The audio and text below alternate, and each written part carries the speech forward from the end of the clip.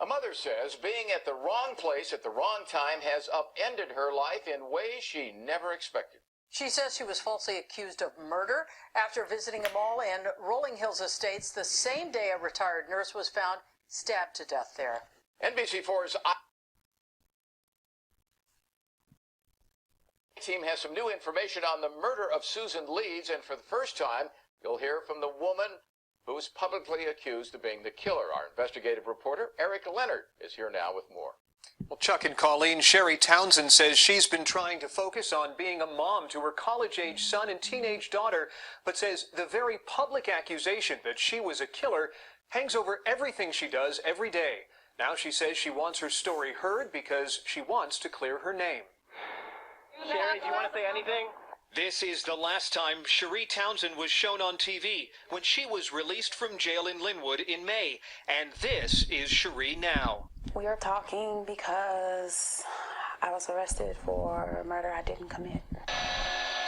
It was May 3rd when the body of retired nurse Susan Leeds was found in the driver's seat of her SUV inside the parking structure at the Promenade on the Peninsula Shopping Center. Leeds' throat had been slashed, she'd been stabbed a dozen times, and things had been stolen. We believe that the motivation for this crime was robbery and that Mrs. Leeds was randomly chosen. The next day, detectives arrested this man, a transient, but quickly released him. We good? Then Sheriff Jim McDonnell, standing alongside members of Susan Leeds' family and the mayor of Rolling Hills Estates, announced another arrest, Sherry. She was arrested and will be charged with murder and has $1 million bail. Just about every police officer there had a gun drawn on me like I was a monster. Townsend says she was at the mall that day, shopping after dropping her daughter off at a friend's house in nearby Lomita, but knew nothing about the murder and didn't see anything unusual. She drove out of the structure. Her car was recorded by a security camera, but Townsend says she didn't realize she'd left something behind. At some point, I dropped my phone. My phone was found in the parking lot. Townsend says it's the only thing that connects her with the murder case, and it's how detectives tracked her down days later in the Inland Empire. They had to blame somebody. They told me I didn't have any business over there, or I didn't look the part. Townsend was booked, her car seized. Investigators even searched the home of a friend she'd been visiting. She sat in jail for 4 days. And then prosecutors reviewed the evidence and decided no murder charge could be filed. Sherry was released. It was a relief, but a nightmare. Months have now passed. She says if there was evidence that connected her with the crime, she knows she'd have been charged. I already knew. I'm innocent. Townsend says her daily routine of being immersed in her kids' school and athletic lives ended with the arrest and accusation. She says she's been afraid to be out in public and can panic when she sees a police car.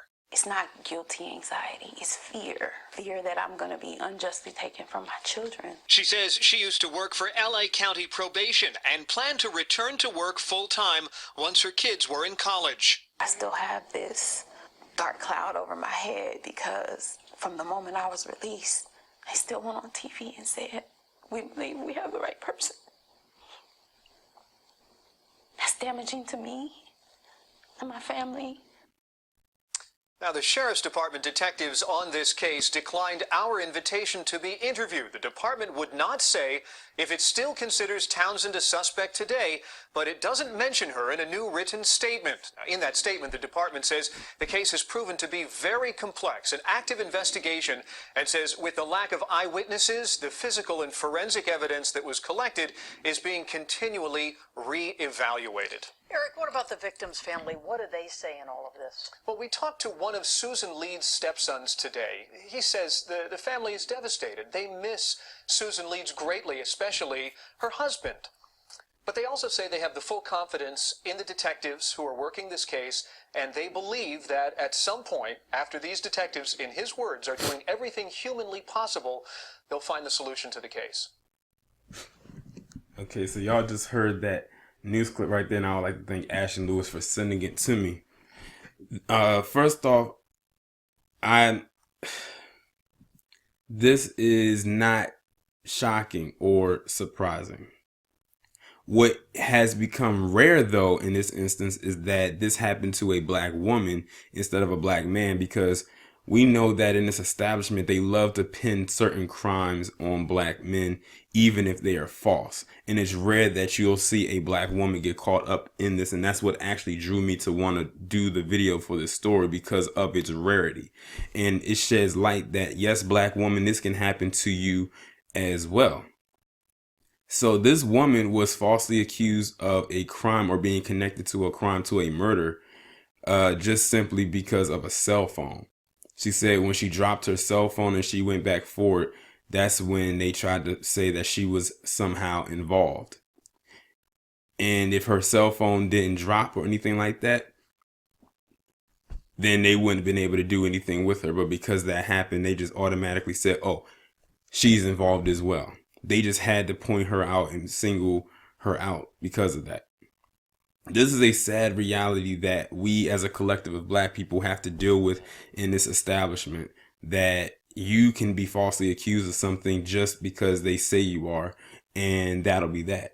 She said that she is like fearful now, like she has an instilled fear now, excuse me, of the police. And this is a woman that works at a probation office. So she has seen plenty of cops come in and out of that office all the time. And she says she doesn't want to go back until her kids have gone off to college. Now, based on pictures that I've seen, even though they blurred them out, her kids look like I think she said teenage years. So it's only a couple more years before she wants to really go back out there. But now she has a fear of like leaving a certain protective unit. Another thing that gets to me when it comes to situations like this is that even though she can be cleared of this crime, it'll still be bought up by people who may not know her. They'll look at her sideways because her picture is out there and saying, oh, she's the one that was connected to this crime. See, that's the thing. Another thing black people have to deal with. They can be falsely accused of something and then be completely exonerated. And then you'll still have people that will give you side eyes and looks and think that you still had involvement. But a white person, they can just go about and live their lives most likely, and no one will really bat an eye, because the media is ready to give them the ultimate cover to protect them, as well as other outlets as well. But black people, we're pretty much on our own once they put us out there. Like, for instance, they could say I'm connected to something and I wasn't even there, but because they needed a black person to throw a crime on, and I kind of maybe look like the person, and that has happened a lot of times, the whole mistaken identity thing, then my world, like she said, could be turned upside down as well. And you can never really get past that. And you would literally have to go into a seclusion because you don't know who you could trust. People will turn on you. Shoot, it could be family members that'll turn their backs on you. And that can also lead to stress as well as other mental incapacities. It really will mess with you. But it seems like she has a good, strong family that's by her side. I'm sure she has a very solid team as well, but I can understand how this could be stressful as well at the same time, to know that your life is going one way, one minute, and then the next, in the blink of an eye, is going in a completely opposite direction opposed to what you wanted it to go because of certain circumstances. But y'all let me know what y'all think about this story down in the comments. Like, share, subscribe. The link to this article, as well as my PayPal, email contacts, and Patreon are in the description. I'll talk to you in the next one.